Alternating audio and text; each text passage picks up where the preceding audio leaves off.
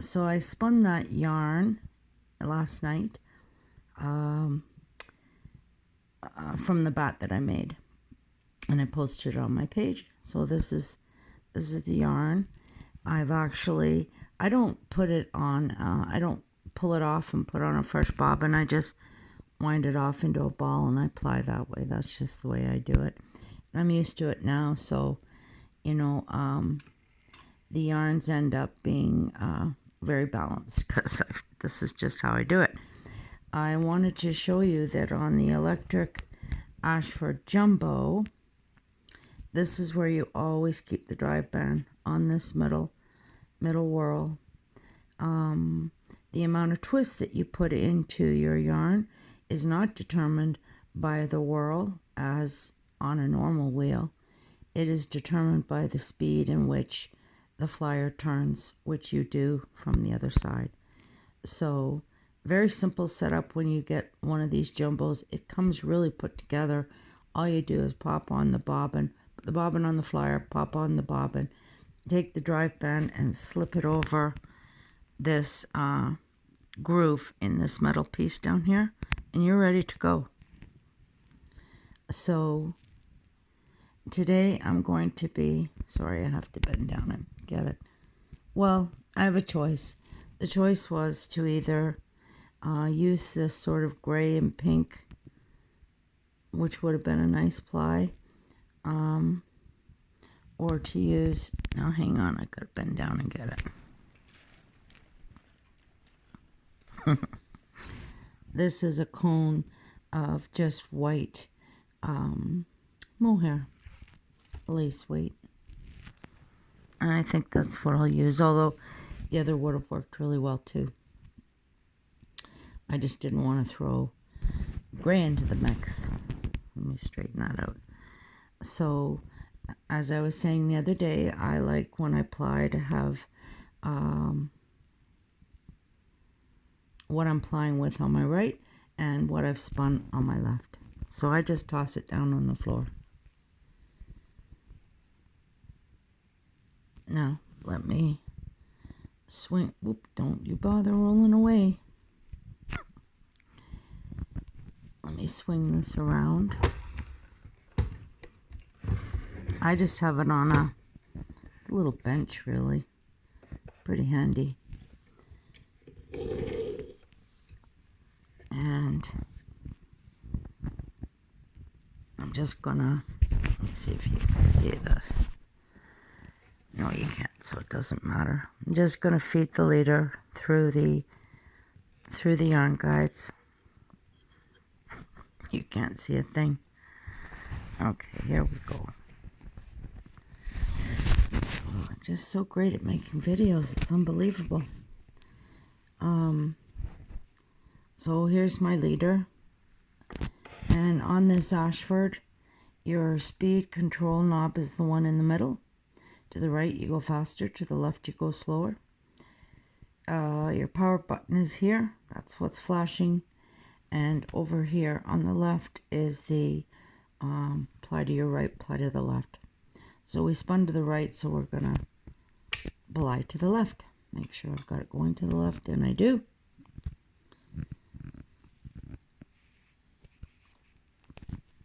Great, look what I just did. Oh boy. Okay, so line the two little bits up together, your ply and your yarn. Put it through your I have a loop in the end of my leader, and start it up.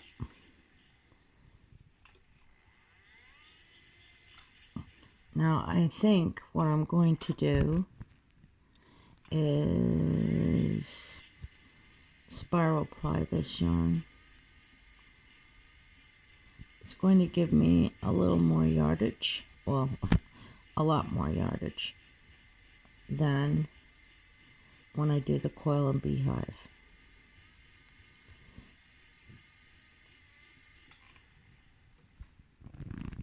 And it was spun basically in a thick and thin manner, like the coil and beehive that I did yesterday or the day before.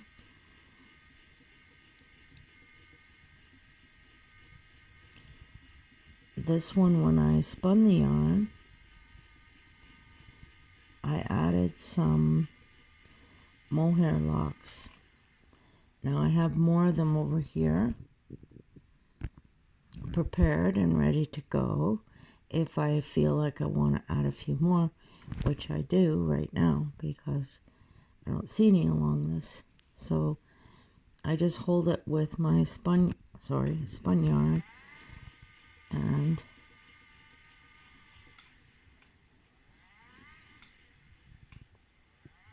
there. Sometimes when I'm spinning, I don't really pay attention to what I'm doing or where I add things in or don't add things in, but if I feel like I need to add something while I'm plying, I do. It's a perfect time to do it. You can add little ribbon bows or some Angelina, some Fire Star. This one has very fine merino, and then it's got some really, really pretty sari silk, pulled sari silk in sort of an antique rose color. Then I added some lavender colored Angelina, and then these pretty mohair locks that I dyed. That I dyed quite a long time ago.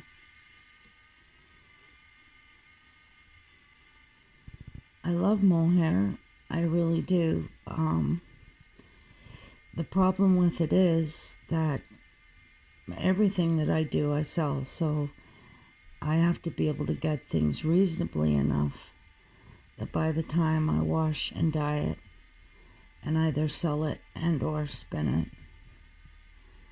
that, you know, I'm not just breaking even. And I have not been able to find a great source for mohair that isn't, you know, just, it's too expensive. But this was some that I had in my stash. And really, if you want to add it like I'm doing it here, a little bit goes a long way.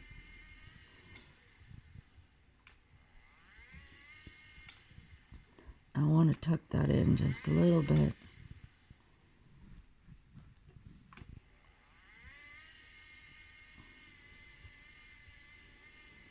That's really all there is to it.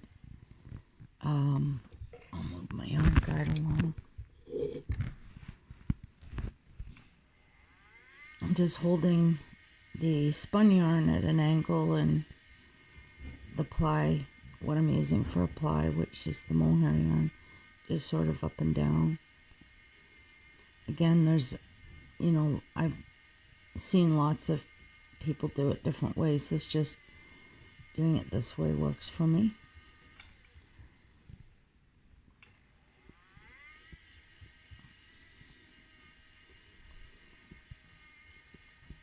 Now I prefer to slow this down just a little bit. Just lets me, I'm not a fast spinner, I never have been.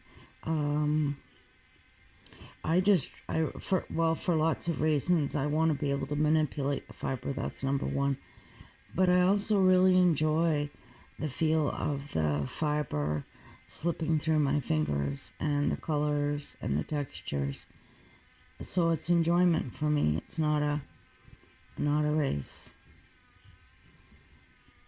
And I just find that if I slow down, I have a better product in the end. But again, everybody's different. Some people are really great spinners going quickly. Let's see, I'm not fussed with that, so I'm going to pull some of it off.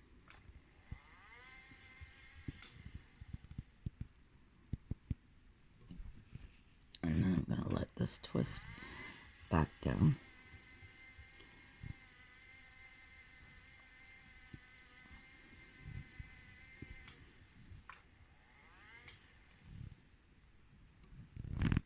And that's sort of, you saw how I slowed down there and kind of manipulated that mohair lock to do what I wanted it to do, to shape it the way I wanted it shaped. I'm just going to continue in the same fashion. Oh, there's also Suri alpaca in this. Oh, how I love Suri alpaca. I just really, really, really love it.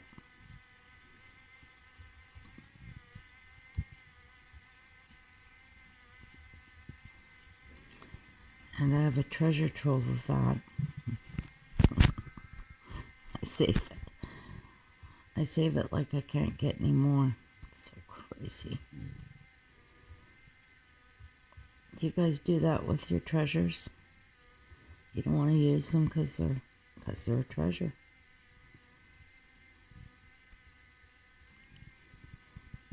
And I'm not holding the ply thread back.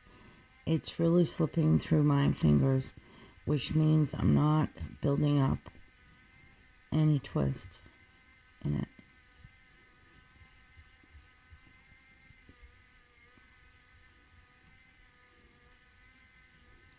Now, I could have done this in a coil and a beehive, but I just wanted to do a spiral today.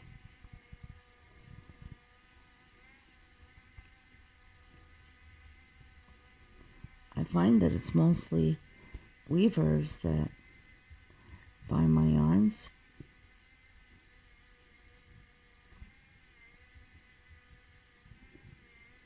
But this weight isn't so bulky that it wouldn't make beautiful trim on a sweater or, oh, I don't know, cuffs. Beautiful hat. I always say that because that's really all I know how to make is a hat. I can knit a hat, and I can knit a scarf, and I can crochet a hat, and of course crochet a scarf. But that's about the extent of my talent as far as those things go.